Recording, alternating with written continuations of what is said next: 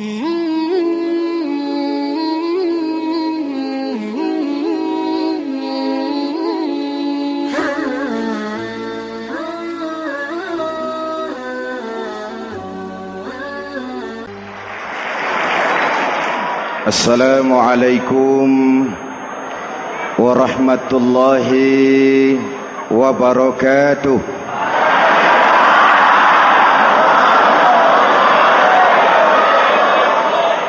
Alhamdulillahi rabbil alamin.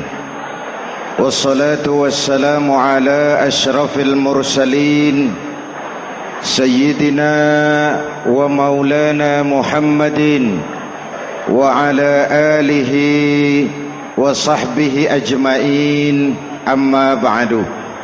Para ulama yang saya muliakan, hadirin hadirat ma'asyiral muslimin yang saya cintai, banyak kita alami perubahan-perubahan yang terjadi, baik perubahan yang menyangkut sosial budaya, lebih-lebih yang menyangkut sosial politik. Yang tidak banyak mengalami perubahan adalah sosial ekonomi. Bahkan angka kemiskinan kita naik menjadi 3/5 dari total penduduk kita hidup di bawah garis kemiskinan, dan 20% diantaranya miskin mutlak. Perubahan-perubahan yang terjadi menyadarkan kita kepada kebenaran Al-Quran ketika Allah menyatakan wa tilkal ayyamu nudawiluha bainan nas. Hari itu kami putar di antara manusia.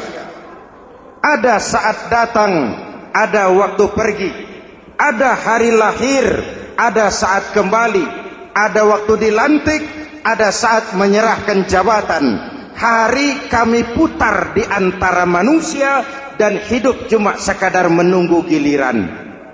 Soalnya kemudian di tengah perubahan-perubahan yang terjadi begitu cepat, what must we do now?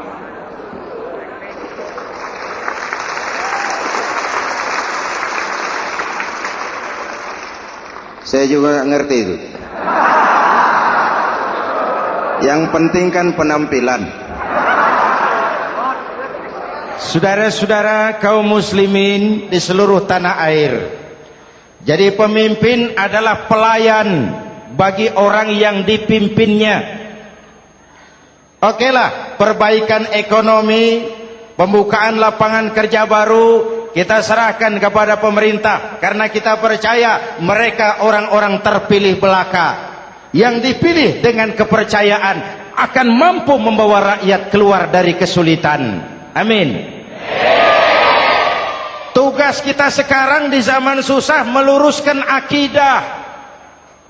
Jangan sampai mbah dukun yang naik ke permukaan. Betul? Islam misinya yang pertama membebaskan manusia dari kemusyrikan. 13 tahun Rasul berjuang di Mekah, menanamkan akidah, meluruskan keyakinan, membentuk iman. 13 tahun membebaskan manusia dari belenggu kemusyrikan. 13 tahun menanamkan la ilaha illallah Muhammadur Rasul dengan seluruh konsekuensinya. Kalau saya yakin tidak ada Tuhan selain Allah, saya tidak akan minta tolong kecuali hanya kepada Allah. Saya tidak akan pernah takut kecuali hanya kepada Allah. Saya tidak akan menggantungkan hidup kecuali hanya kepada Allah. Saya tidak akan minta rizki kecuali hanya kepada Allah. Saya tidak akan melarikan persoalan kecuali hanya kepada Allah. Kalau konsekuen dengan keyakinan ini, mbah dukun nggak dapat tempat.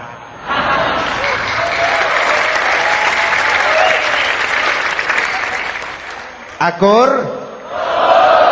Ayo lihat secara sederhana. saya sandaran di tiang, tiangnya ambruk, sayanya jatuh. Saya sandaran di tembok, temboknya runtuh, saya juga runtuh. Saya sandaran kepada orang kaya, dia jatuh miskin, saya bangkrut. Saya sandaran kepada jenderal, dia pensiun, saya selesai. Tapi kalau saya sandaran hanya kepada Allah, Allah tidak akan pernah miskin, Allah tidak akan pernah lumpuh, Allah tidak akan pernah terpuruk, dan Allah tidak akan pernah berkurang kekuasaannya.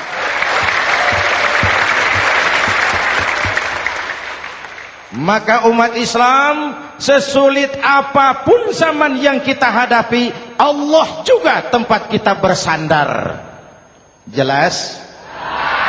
Selama ini kita iman dalam ucapan, tapi sekuler dalam perbuatan. Di masjid ada Allah, di kantor Allah tidak ada, maka korupsi merajalela.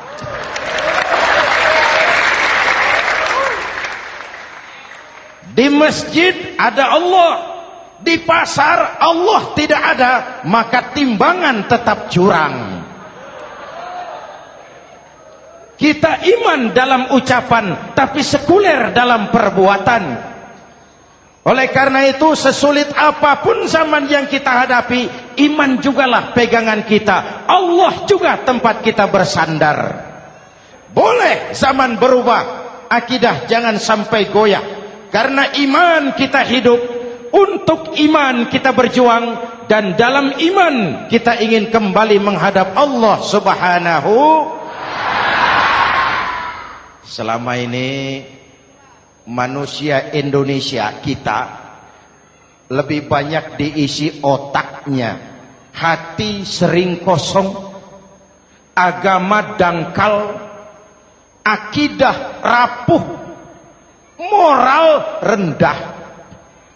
Memang kemudian muncul banyak orang-orang pintar, cuma sayang tidak benar. Indonesia kita bangkrut, Indonesia kita terpuruk, Indonesia kita sakit parah kalau diurus orang yang cuma pintar tapi tidak benar. Kita perlu orang-orang pintar, tapi kita lebih perlu orang benar. Jelas? Kalau cuma pintar tapi tidak benar, itu yang sering saya sampaikan, nanti disuruh ngurus beras malah nimbun beras.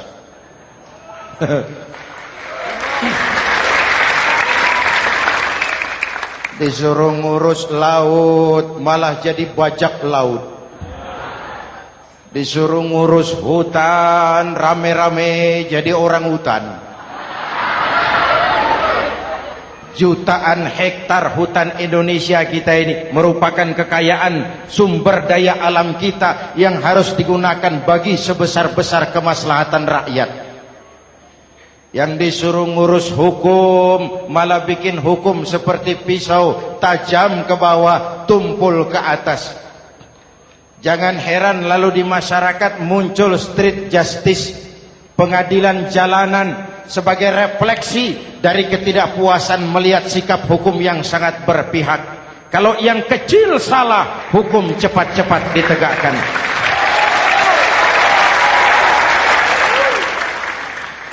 Lihat saja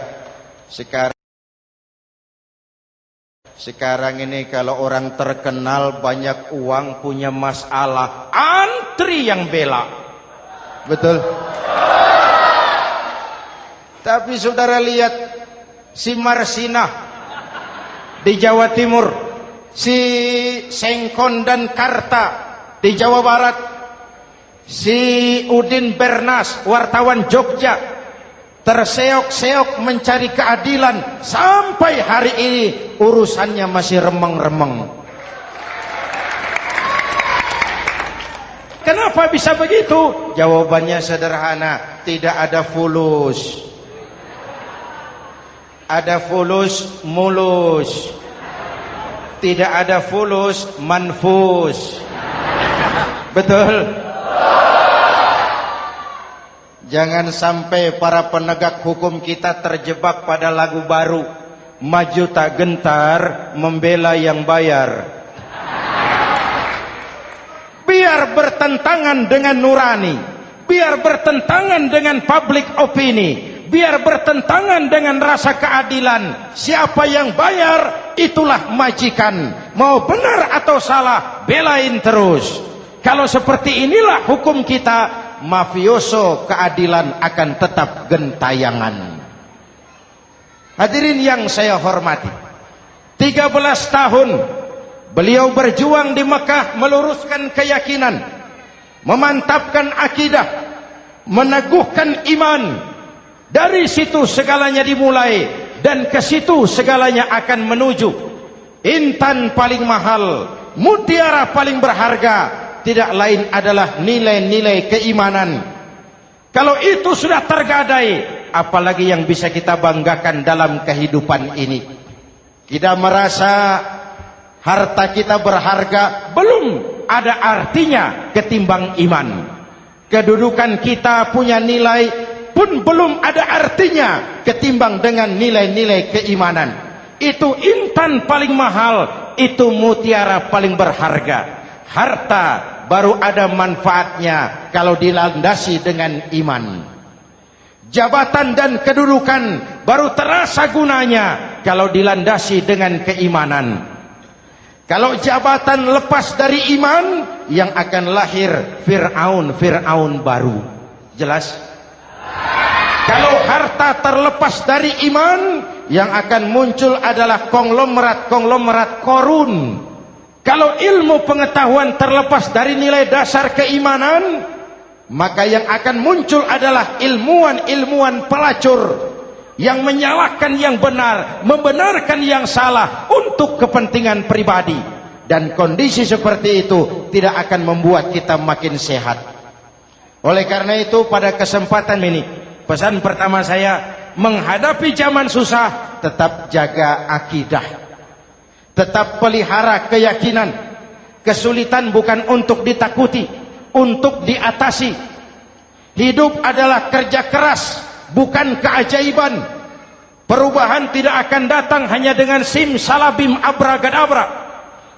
Perubahan tidak akan muncul hanya dengan berandai-andai. Perubahan tidak akan turun dari langit seperti turunnya embun di waktu malam.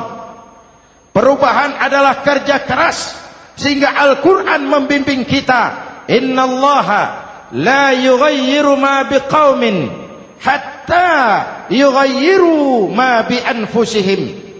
Allah tidak akan mengubah keadaan suatu bangsa kalau mereka tidak mau mengubah apa yang ada di dalam diri mereka. Yang ada di dalam diri itu rule of thinking, state of mind, cara kita berpikir, cara kita memandang kehidupan, cara kita mengatasi persoalan. Hadirin yang saya hormati, inilah iman. Berangkat dari ini kita menyadari, ini ujian buat kita rakyat. Dan kita rakyat Indonesia ini kalau sama susah sih sudah kenyang. Ya Pak? Ya Pak? Kita ini sebagai bangsa mengalami apa yang disebut oleh Bung Karno up and down. Naik, turun, timbul, tenggelam, pasang, surut. 350 tahun dijajah oleh Belanda, kita susah. Berangkat Belanda, masuk Jepang, susah lagi. Pergi Jepang, datang nikah, susah lagi. Lalu kita merdeka, dirongrong oleh berbagai pemberontakan, susah lagi. Makan bulgur, antri minyak. Lalu PKI berontak, susah lagi. Muncul orde baru, lama-lama susah lagi. Orde baru selesai, naik reformasi, mulai repot nasi, susah lagi.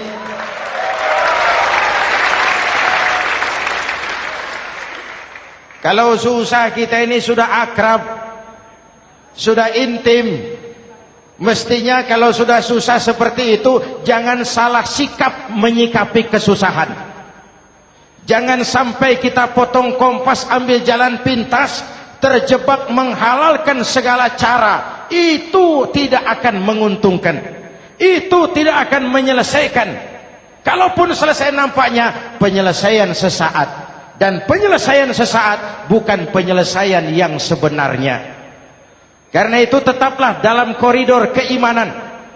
Boleh zaman berubah, akidah jangan sampai goyah. Silahkan masa berganti, tapi keyakinan jangan mati. Sekali la ilaha illallah, sampai tetes darah paling penghabisan, tetap la ilaha illallah. Sanggup? 3 orang. Sanggup?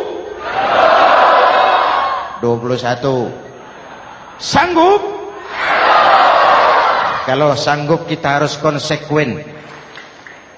Saudara-saudara di seluruh tanah air, misi yang kedua dari Islam setelah membebaskan manusia dari kemusyrikan, membebaskan manusia dari ras diskriminasi, mengikat manusia dengan tali akidah.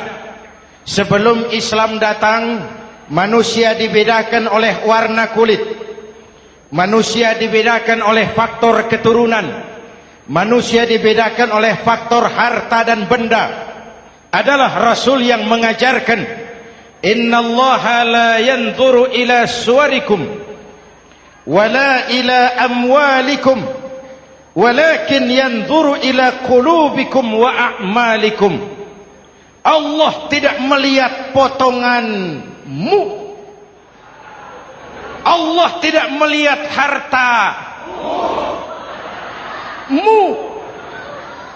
Yang Allah lihat itu adalah hatimu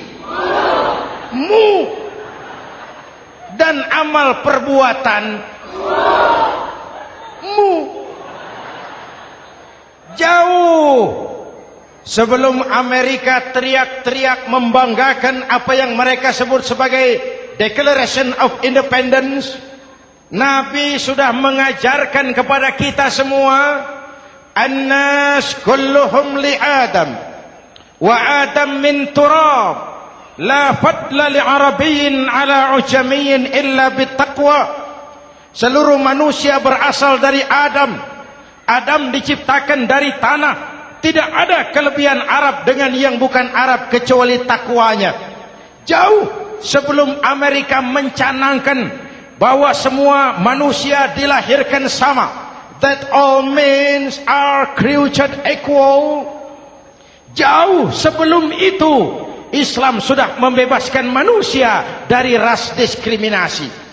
Apa dalam konteks kekinian? Menghadapi zaman susah, tetap jaga kerukunan. Ya Pak, ya Bu, oi Bu.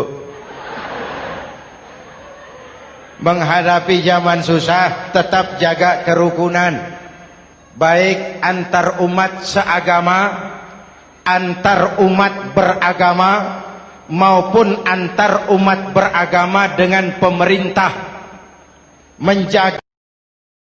Menjaga kerukunan. Jangan saling sikat sikut di antara kita. Sebab kalau sudah rukun, saya ajak berhitung. 1 ditambah 1 sama dengan, itu matematika namanya. Hasilnya pasti. Tapi angka sosial hasilnya aneh. Saya ubah jadi angka sosial. Ayo kita berhitung lagi. 1 orang takut ditambah 1 orang takut sama dengan 2 orang setengah berani. Kenapa setengah berani? Karena sudah berdua. Tadi kan takut sendiri. Kalau sama-sama takut berkumpul jadi setengah berani. Kalau ditambah 1 orang takut lagi, 1 orang takut ditambah 1 orang takut ditambah 1 orang takut sama dengan 3 orang berani. Kenapa jadi berani? Karena sudah bertiga. Kita yang lemah, kita yang marginal, kita yang dikucilkan, bahkan kita yang dilecehkan, kalau mau rukun kita akan kuat dan tidak bakal dipermainkan orang.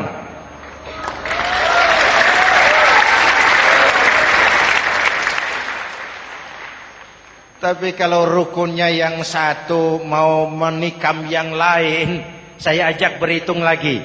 Yuk berhitung yuk.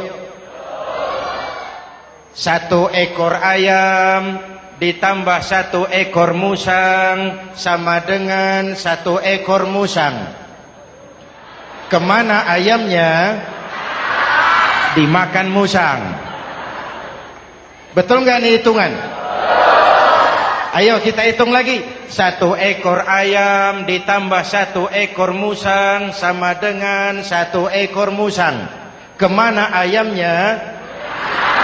Dimakan musang. Jadi kalau kita suka kumpul dengan orang yang mau makan kita, selesailah kita.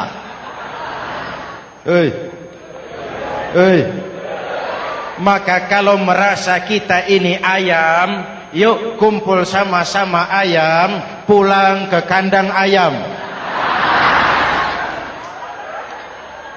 Kalau ada ayam kumpul ke kandang musang, itu namanya ayam minum begon. Jelas? Menjaga kerukunan. Pertama, antar umat seagama, sesama muslim harus saling menjaga, harus saling memelihara. Baik dia muslim yang jadi kapolri, baik dia muslim yang jadi kasat, baik dia muslim yang jadi pengusaha, baik dia muslim yang jadi petani, nelayan, guru, semua komit menjaga semangat kebersamaan, rukun antar umat seagama. Jelas? Jelas? Hadirin yang saya hormati, atas dasar itu saya ingatkan kembali, kita semua ingin persoalan terorisme dilepaskan kaitannya dari agama manapun. Tidak ada kaitannya terorisme dengan Islam, dengan Kristen, dengan Hindu, dengan Buddha. Tidak ada kaitannya terorisme dengan pondok pesantren.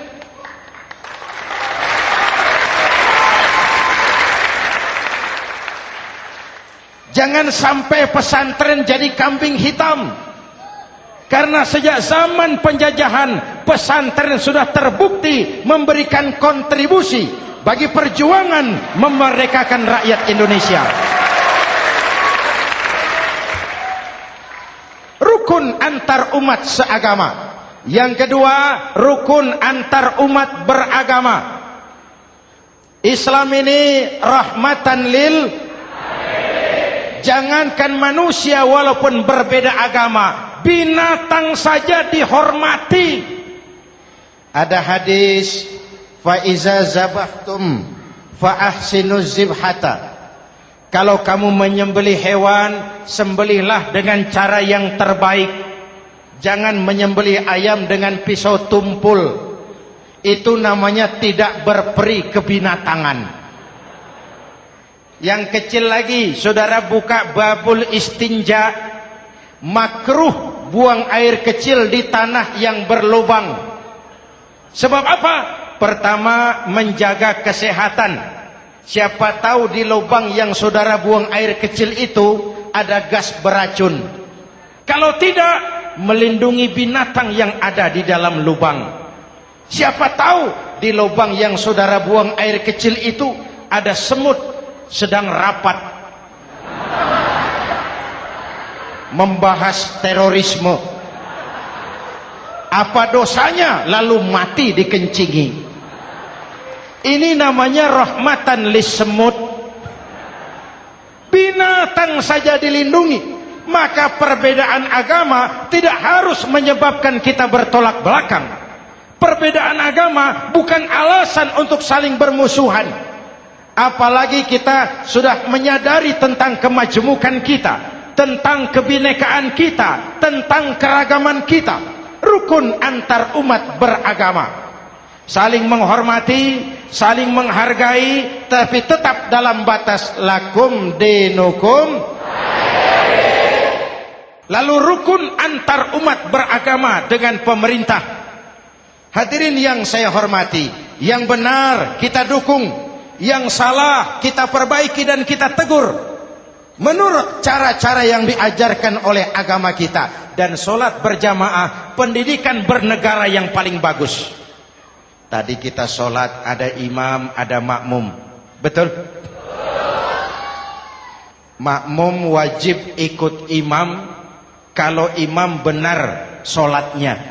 Rakyat wajib ikut pemimpin kalau pemimpin benar mimpinnya. Masyarakat Islam ini loyal. Masyarakat Islam ini bukan pemberontak. Masyarakat Islam ini taat dan setia. Kapan? Kalau imamnya benar. Imam takbir, makmum. Imam ruku, makmum. Imam i'tidal, makmum. I'tidal. Imam sujud, makmum. Tapi kalau imam keliru, mestinya imam ruku malah sujud. Salah imam ini. Tegur. Siapa yang wajib negur? Makmum yang saf terdepan. Anggota DPR.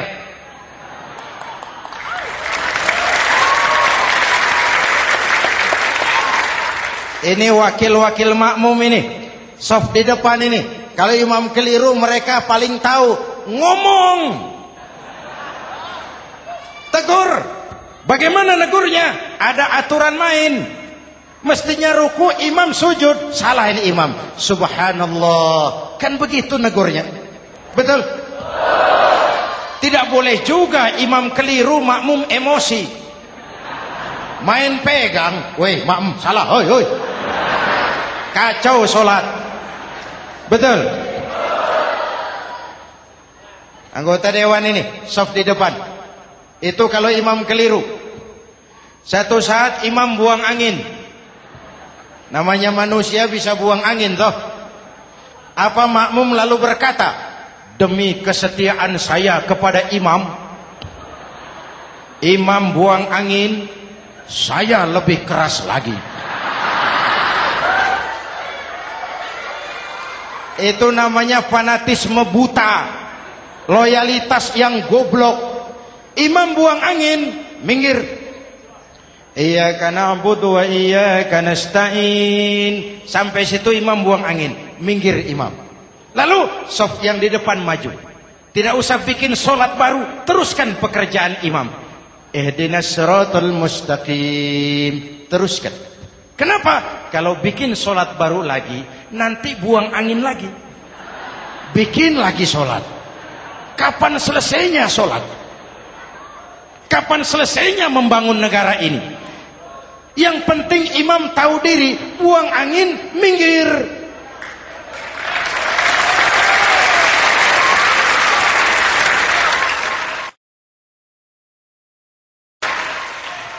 Ini kacaunya solat berjamaah kita sekarang. Kacaunya negeri kita sekarang. Banyak imam sudah buang angin, gengsi. Diam aja merasa nggak punya salah. Dikasih tahu sama makmum, imam tadi buang angin ya, malah jawab sedikit. Apa kalau sedikit lalu tidak batal solat itu? Mekanisme kehidupan sosial yang diatur lewat tuntunan solat berjamaah. Sehingga Nabi berpesan, kun imaman muta'an au ma'muman muti'an fala takun thalisan jazu'a. Kalau jadi pemimpin, jadilah pemimpin yang ditaati. Kalau jadi makmum, jadilah makmum yang mentaati. Jangan jadi golongan ketiga pemecah belah. Di depan tidak jalan, di belakang takut, ditaruh yang di tengah, di depan didorong, yang belakang ditendang. Ini namanya biang kerok.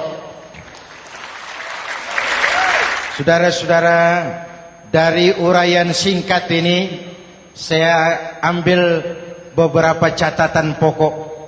Pertama, kalau ada intan paling mahal, kalau ada mutiara paling berharga dalam hidup kita, itu tidak lain adalah karena keyakinan.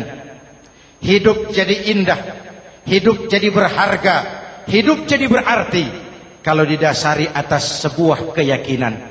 Dan keyakinan itu tidak lain adalah nilai iman kita, akidah kita kepada Allah Subhanahu wa ta'ala.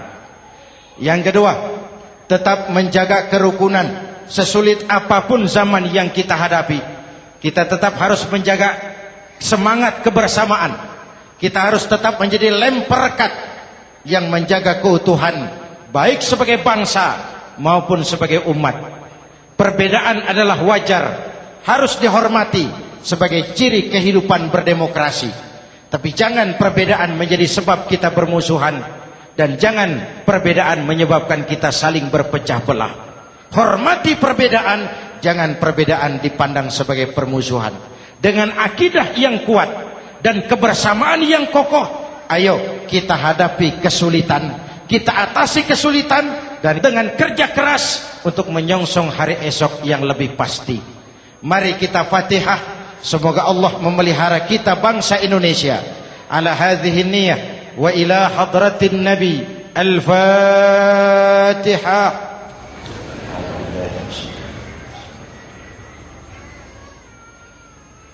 Iyyaka na'budu wa iyyaka nasta'in. Ihdinas siratal mustaqim. Siratal ladzina an'amta 'alaihim. Bismillahirrahmanirrahim. Amin. Alhamdulillahi rabbil alamin. Allahumma salli wa sallim mubarak ala sayyidina Muhammadin wa ala alihi wa sahbihi ajma'in. Allahumma rabbana taqabbal minna salatana wa siyamana wa qiyamana wa takhassu'ana wa ta'abbudana wa tammim taksirana ya arhamar rahimin. Allahumma aslih man fi salahihi salahul muslimin. Allahumma ahlik man fi halakihi salahul muslimin. Allahumma rabbana la tu'akhizna in nasina aw akhtana. Rabbana wa la tahmil alaina isran kama hamaltahu ala alladhina min qablina. ربنا ولا تحملنا ما لا طاقة لنا به واعف عنا واغفر لنا وارحمنا أنت مولانا فانصرنا على القوم الكافرين. اللهم اجعلنا من السعداء المقبولين ولا تجعلنا من الأشقياء المردودين. أفضل ما قلته أنا والنبيون من قبلي لا إله إلا الله.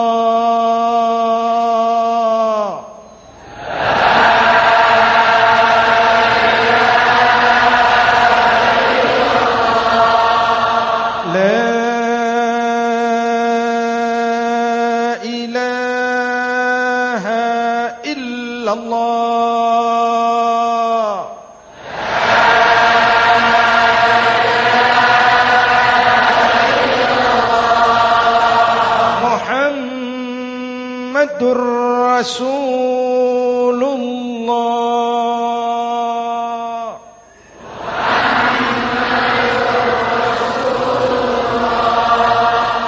sallallahu alaihi wa alihi wasallam. Kalimatu haqqin 'alaiha nahya wa 'alaiha namut wa 'alaiha wa biha nub'atsu insyaallah minal aminin minal aminin minal aminin rahmatika ya arhamar rahimin.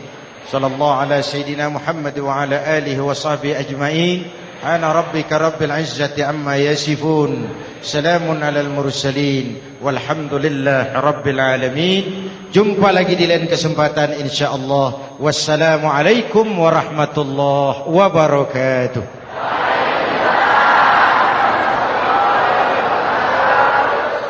Mm-hmm.